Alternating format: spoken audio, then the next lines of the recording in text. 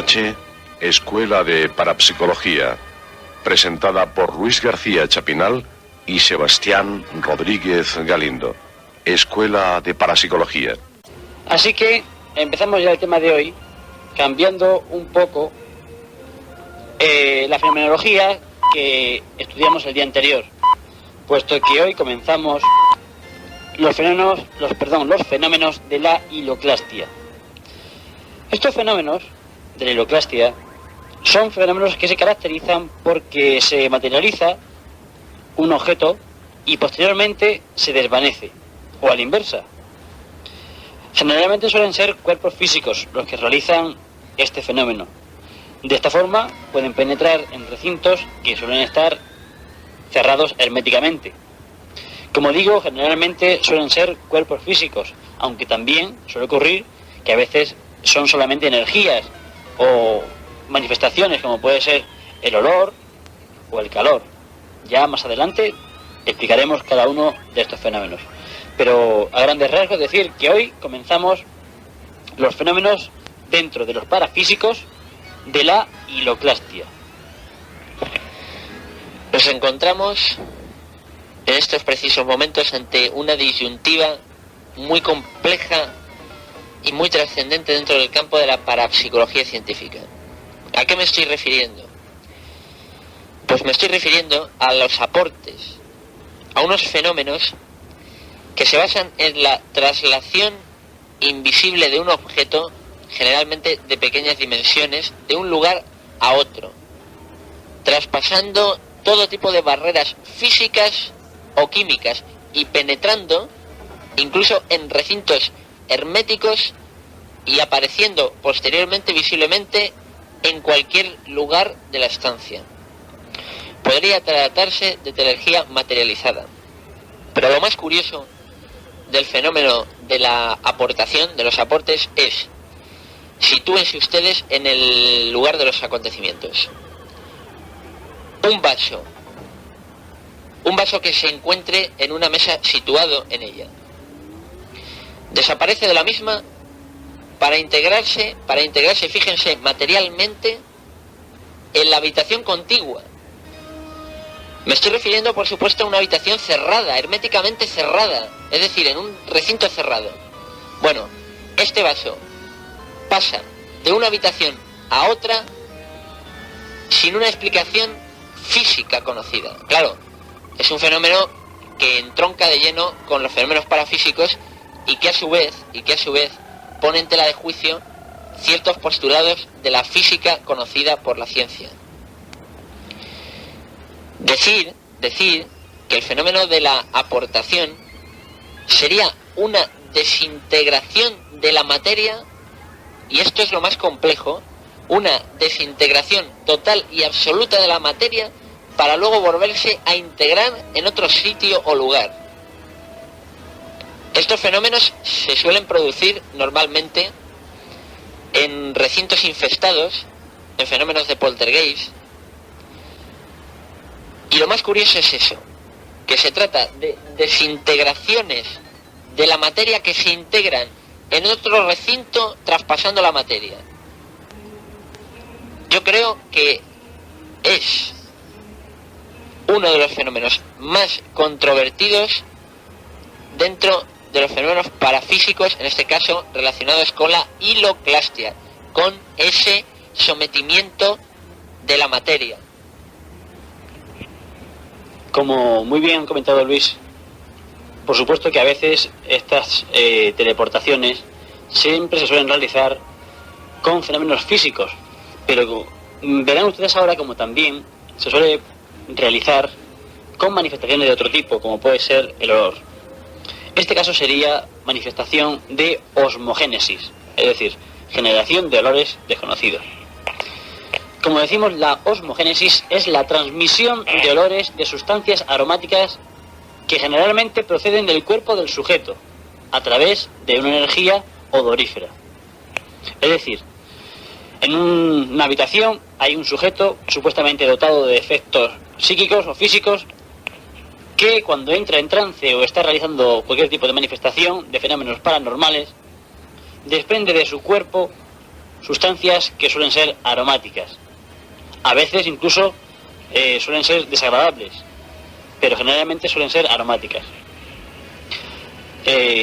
Tenemos que decir que cuando en época pasada asistimos a realizar un estudio de investigación con el caso de la Virgen del Escorial, las supuestas apariciones marianas de la Virgen del Escorial, pues ocurrió que cuando la supuesta vidente Amparo Cuevas llegó al lugar donde entraba en trance y producía esos supuestos mensajes de la Virgen, la gente que estaba aglomerada en aquel lugar empezó a comentar cómo captaba cierto aroma a rosas.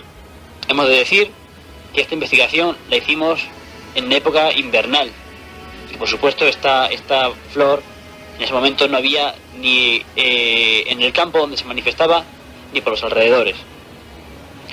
Como decimos, la gente captaba este olor de aromático a rosas, pero claro está, tampoco pudimos comprobar si, como se comentaba en términos y en los ambientes parapsicológicos, ciertas personas que estaban relacionadas indirectamente con el caso rociaban con ciertos elixires, con ciertos frascos, unos aromas a rosas.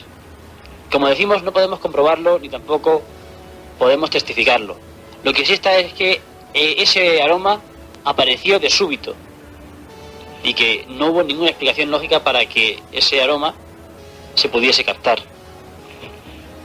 El fenómeno del Escorial, tan controvertido como enigmático.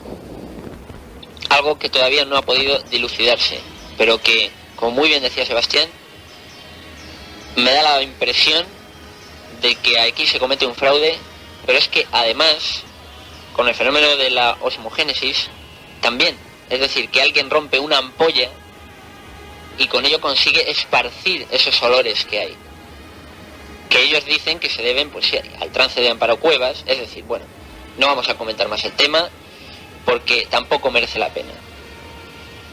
Y ahora pasamos al siguiente término relacionado con la hiloclastia.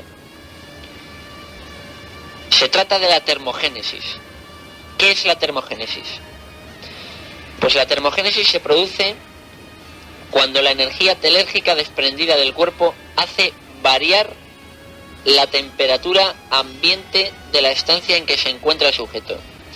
Este fenómeno de la termogénesis, para que todos ustedes se hagan una idea, si han visto la película El Exorcista, recordarán, por ejemplo, en los casos de posesión diabólica, cómo la temperatura alcanzaba una saturación, tanto o de frío como de calor.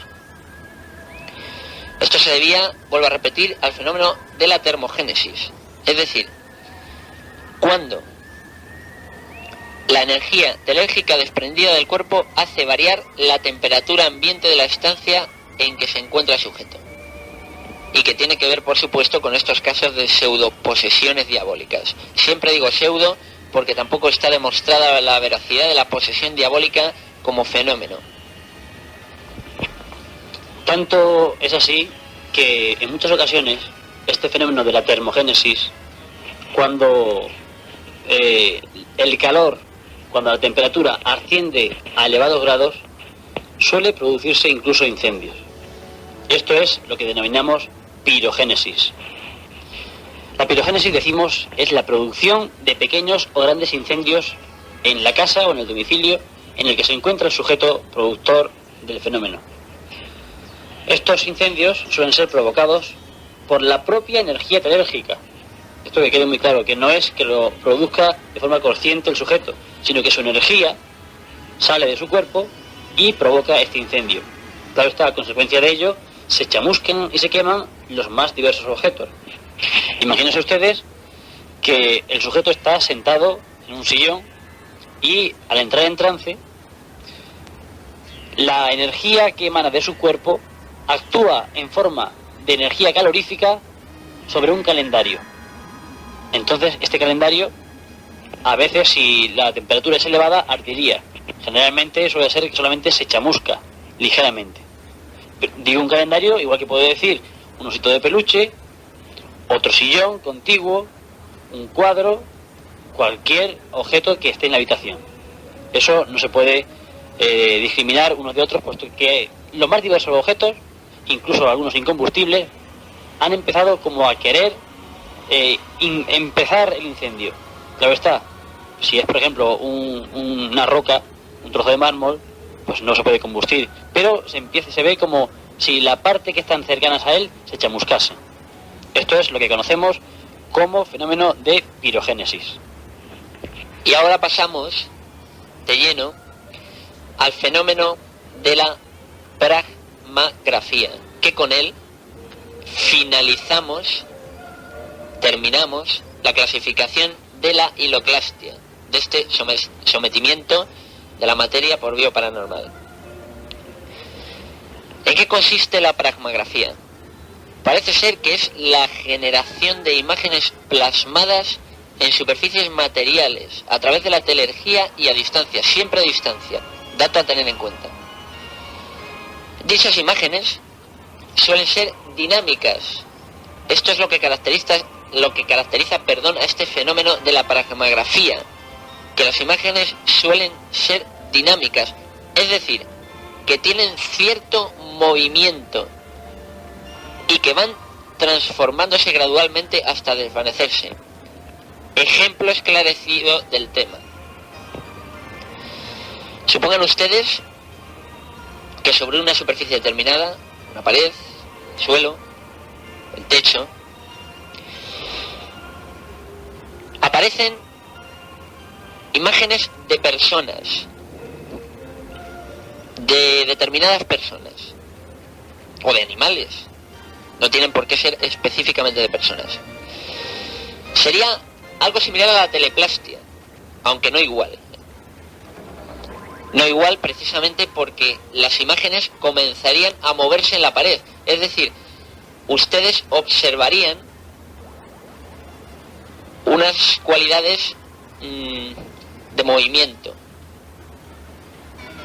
Entonces estas imágenes se moverían de un lado a otro para finalmente esfumarse ante la vista de ustedes. Esto es un claro ejemplo de la pragmagrafía. Vuelvo a repetir, de imágenes plasmadas en superficies materiales, esto sí, a través de la telergía, de la energía a distancia, y que dichas imágenes pues tienen las propiedades de tener movimiento. Esta es la característica esencial de este fenómeno, y que por supuesto gradualmente se diluyen ante la vista de los perceptores o asistentes al fenómeno. Y como ha comentado Luis, con este término, el de la pragmagrafía, terminamos los fenómenos relativos a la hiloclastia. Recordarán ustedes que ayer dijimos que en referencia a los fantasmas y a las apariciones misteriosas, como decimos, comentamos que desde la más antigua historia, desde la antigüedad, se conocían infinidad de historias e incluso de grabados en relieve que comentaban apariciones misteriosas de personajes, de fantasmas. Comentamos historias desde Babilonia, pasando por Egipto, Roma e incluso de las civilizaciones orientales. Hoy vamos a hablar y vamos a relatar un caso que se tiene aproximadamente de hace unos 2000 años antes de Cristo y que sucedió en una villa de Atenas. Como decimos, este caso también es uno de los más lógicos que se encuentra dentro de la historia de los fenómenos paranormales. Como decimos, las casas encantadas son muy comunes en todas las leyendas de fantasmas. Esta leyenda, que a continuación relatamos, proviene de la antigua Grecia, como decimos concretamente de Atenas. En aquel tiempo existía una casa que decían que estaba encantada. Comentaban los que en ella habitaban que un espectro con apariencia de tristeza vagaba por la villa cada noche haciendo sonar los grilletes y las cadenas de hierro que ataban sus manos y sus pies. Las personas que arrendaron la villa tuvieron que dejarla porque estaban generalmente aterrorizadas por este fantasma. Empezaron a cambiar de dueño una y otra vez, pero siempre aparecía lo mismo, el fantasma que arrastraba las cadenas con un ruido ensordecedor. El fantasma, como decimos, no ocurrió la aparición de este una sola vez, sino que era en repetidas ocasiones y siempre arrastrando el ruido de cadenas. Hasta tal punto llegó el terror que el desesperado dueño de la villa, y fíjense, se vio obligado a bajar el precio del alquiler hasta prácticamente dejarlo en nada. Parece ser que el irrisorio precio por el que se alquilaba llegó a oídos de un filósofo llamado Atenodoro. Visitó la casa y se alegró de poder alquilarla por tan poco dinero, hubiera fantasmas o no los hubiera. Pero el fantasma aparece.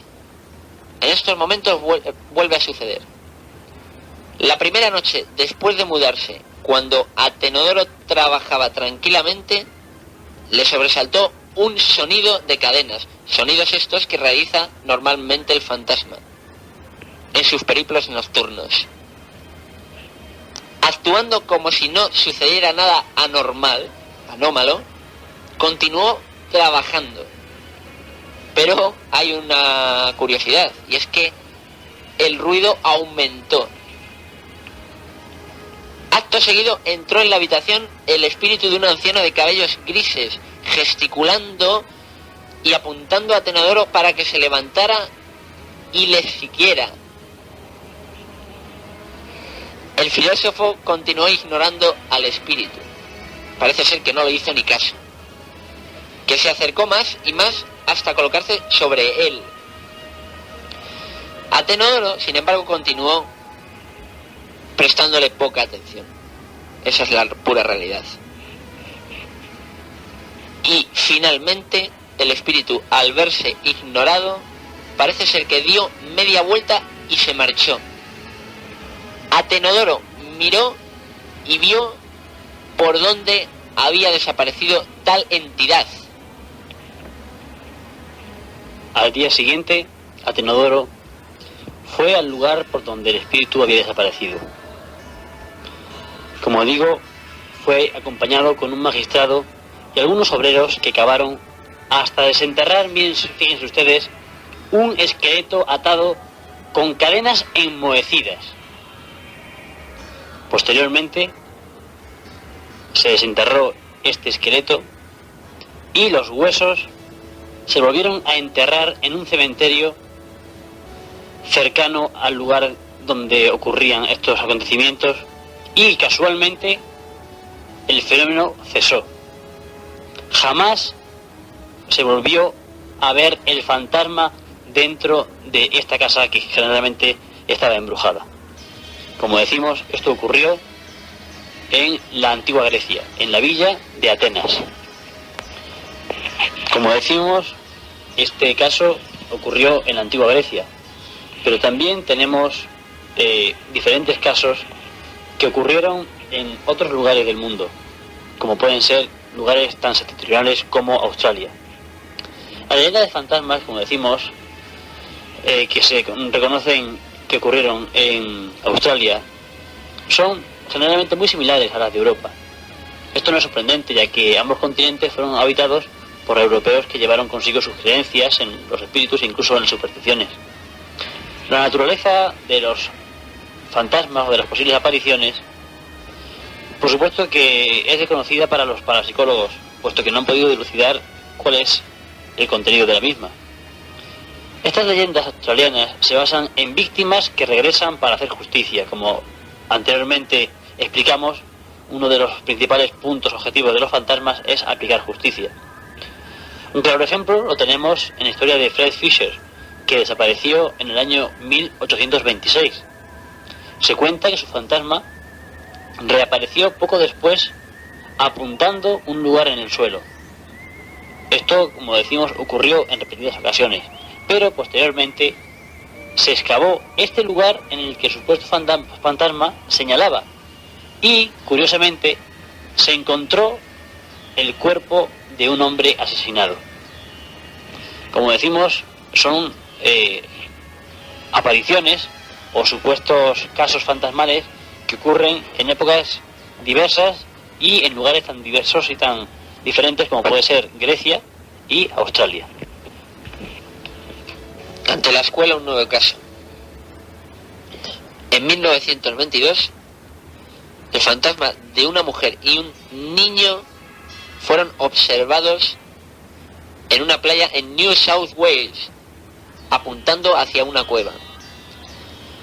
Cuando posteriormente se investigó el caso, se encontraron 2 esqueletos con unos papeles que revelaban la identidad del hombre que mató a los 2. Entonces esto es algo muy importante, muy relevante dentro de los fenómenos de fantasmogénesis, pero no lo es menos el caso que a continuación nos ocupa. En 1919 pudo observarse el fantasma de una mujer sin cabeza. Esto es lo más espectacular del caso. Cerca del lago de Washarilla. Cuando fueron investigadas las cercanías, se descubrió el esqueleto, los restos óseos de una mujer sin cabeza. Ella también había sido asesinada. Caso truculento, relacionado con muertes violentas. Podrán ustedes comprobar cómo dentro del encantamiento estos hechos ocurren con mucha frecuencia, que están relacionados con sucesos truculentos. Y ahora una evidencia fantasmal. Un joven policía australiano, atiendan bien a los datos, por favor. Iba cabalgando cuando se le apareció de pronto una pequeña casa fantasma. En este caso, objeto incluso. Vean ustedes, casa fantasma. Observó 2 hombres saliendo de la casa. El hombre viejo gritaba aterrorizado que era perseguido por un hombre con una mirada asesina que llevaba una guadaña. El joven partió en 2 el cráneo del viejo y entonces toda la escena se esfumó, desapareció, se diluyó. El policía se detuvo en la siguiente casa y llamó. Sin embargo, se sorprendió al ver que el hombre que le había abierto la puerta era la misma persona cuyo fantasma acababa de ver con un hacha. El asesino confesó su crimen. Como decíamos anteriormente, estos casos ocurrieron en Australia. Pero continuamos con el periplo de zonas en las que abundan los fantasmas. Como decimos, son todas las posibles y para ver. A continuación vamos a relatar un caso que ocurrió en la ciudad de Miami, en Florida. A mediados de enero del año 1967, los 2 socios de un negocio de venta de recuerdos para turistas en Miami notaron un aumento considerable en las pérdidas debidas a roturas y generalmente pues se suelen relacionar estos hechos con que algún dependiente puede ser el que cause estos desperfectos o incluso con el azar. Como decimos, estos 2 socios relacionaron el hecho con que un dependiente cubano de 19 años, encargado de sacar los objetos y las cajas, no los ordenaba correctamente en los estantes y caían como fruto de la mala colocación de los objetos en los muebles. En cierta ocasión, uno de los socios estaba en la sala donde Julio, el joven cubano, que así se llamaba, sacaba unas jarras de cerveza y las ubicaba en un estante. Una de las jarras se cayó y se rompió, ante lo cual el socio dijo a Julio que debían colocarse en el fondo de los estantes para que no cayeran al suelo. Él mismo tomó una jarra y la ubicó tal y como decía. Al darse la vuelta para irse, la jarra se desplazó de su sitio y nuevamente cayó al suelo y se rompió. Este señor, dueño de la tienda, pudo darse cuenta entonces de que Julio, el dependiente cubano, no era el que dejaba caer los objetos, sino que alguna fuerza, material o inmaterial, los impulsaba hacia el suelo y hacía que se rompiesen. Pero parece ser que los incidentes aumentaron en frecuencia y en fuerza. Y una de las empleadas de dicha tienda, que sabía de los poltergeists, se comunicó con investigadores del fenómeno, quienes, lógicamente, se trasladaron hasta el lugar de los acontecimientos. Parece ser, curiosamente, que las caídas de objetos sucedían en los momentos en que nadie miraba hacia el suelo ni hacia el lugar preciso en que se producía el desplazamiento. Esto es muy interesante porque muchos de los poltergeists se producen dadas estas circunstancias. Aunque se había advertido previamente que estos fenómenos tendían a producirse en lugares determinados de las estanterías, al ser colocada una cámara de televisión enfocando uno de esos puntos, no sucedió nada durante horas y horas, pero sí cayeron objetos de otras partes que no estaban siendo observadas. También suele ocurrir en los fenómenos de poltergeist. Los hechos pues eran los típicos de un espíritu burlón que parecía esconderse deliberadamente de la vista de los investigadores. De hecho, aunque estos se pasearon largo tiempo por las salas, investigando, procurando vigilarlo todo, nunca consiguieron ni lograron ver moverse un solo objeto de los que siguieron cayendo.